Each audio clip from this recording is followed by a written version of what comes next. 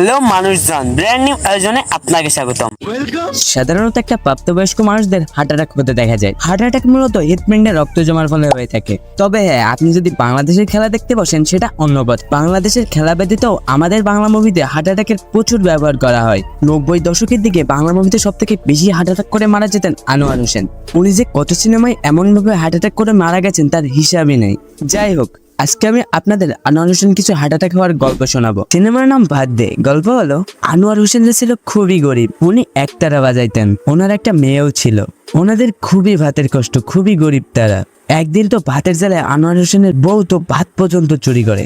যাই হোক, একদিন আনোয়ার হোসেন তার মেয়েকে নিয়ে পাশের গ্রামে ঘুরতে যায়। তখন আনোয়ার হোসেনের বসন্ত অর্থাৎ পক্স হয়। ওই পক্সের কারণে উনি অন্ধ হয়ে যায়।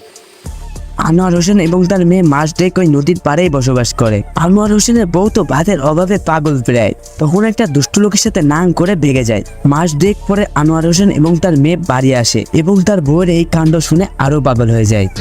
তোর বউ নৌকার কোন এক মহাজনের সঙ্গে বাইকে গেছে কি? এভাবে অনেক বছর চলে যায়। বড় হয়ে যায় আনোয়ার হোসেনের মেয়ে। বড় হয়ে সাবানা আপা হয়। এত বছর পরেও তাদের এখনো ভাতের কষ্ট। এই জন্য সাবানা আপা যায় ধান কলে কাজ করতে। কিন্তু ধান কলের ওই লোকটা ছিল একদম বদমাইশ। ধান কলের ওই মালিক সাবানা আপাকে বাতিল করতে চায়।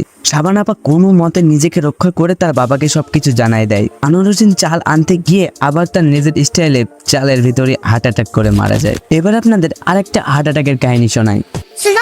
সিনেমার নাম সত্যের মৃত্যু নেই। ঘটনা হলো, সিনেমায় শাবানা আপা খুব মিথ্যা বলেন। কথায় কথায় মিথ্যা বলেন। যখন তখন যে কাউকে মিথ্যা বলে বিপদে ফেলেন। মিথ্যে না বললে আমার পেটের ভাত হজম হয় না। বুঝছি। শাবানা আপার বিয়ে ঠিক হয় এই বান্দার সাথে। ছেলের পরিবারও রাজি। এই খবরই দিতে আসেন শাবানা আপাকে। আচ্ছা, শাবানা আপা হার্ট অ্যাটাক আনোয়ার হোসেনকে মিথ্যা বলেন।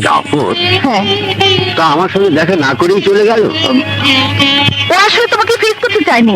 কেন? জাফর বলে গেল ওর নাজমাকে বিয়ে করতে পারবে না। হ্যাঁ, ওর বাড়ি কেউ রাজি না।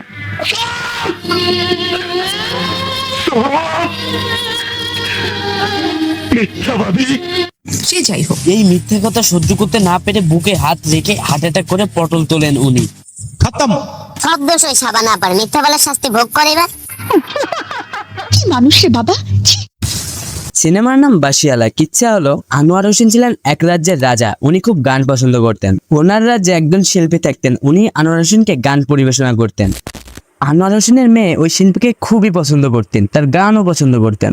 এরকম পছন্দ করতে করতে তাদের ভেতর প্রেম প্রীতি হয়, অবৈধ মেলামেশাও হয়। আনোয়ার হোসেন তার মেয়ের বিয়ে ঠিক করে। বিয়ের দিন চলে আসে।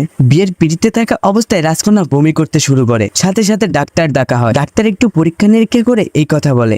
রাজকুমারী অন্তঃসত্ত্বা। ডাক্তারের মুখে এই কথা শুনে নিজের মুখ দেখাবো না বলে আনোয়ার হোসেন তার নিজ স্টাইলে মৃত্যুবরণ করেন। বেআই সাহেব, আমাকে ক্ষমা করে দেবেন। আমাকে bye bye tata goodbye गया। এইবার আপনাদের নিষ্ঠুর সিনেমার এক হার্ট অ্যাটাকের গল্প শোনাবো। এই সিনেমাতে উনি সিনেমা শুরু হতে না হতেই পটল তোলেন। কাহিনী হলো, সিনেমায় জসিম ভাইরা ছিলেন 4 ভাই। Heart attack Anwar, ATN Bangla, Nasir Iqbal এবং লটারি জসিম। বাড়ির সবাই কাজ করে, শুধুমাত্র জসিম ব্রো ছাড়া। এই জন্য বাড়ির কেউই তাকে দেখতে পারে না। কি কি যে বলো বড় ভাই, গঞ্জে যাবে রাজু। আরে গঞ্জে যদি যাবে তুই সারা বেলা ঘুরে বেড়াবে। কে কি বলেছো? বুঝলে বড় ভাই, কয়লা ধুলে ময়লা চায় না। সেই পকড়ে হ্যাঁ। শুধুমাত্র আনোয়ার হোসেন ছাড়া। উনি জসিম ব্রোকে খুব ভালোবাসেন। আর আমি যতদিন আছি সে এভাবেই খাবে। এতে যদি তোমাদের সবার অসুবিধা হয় তাহলে আমি আমার ছোট ভাইকে নিয়ে আলাদা হয়ে যাব। ও এগুলো কি বলছিস?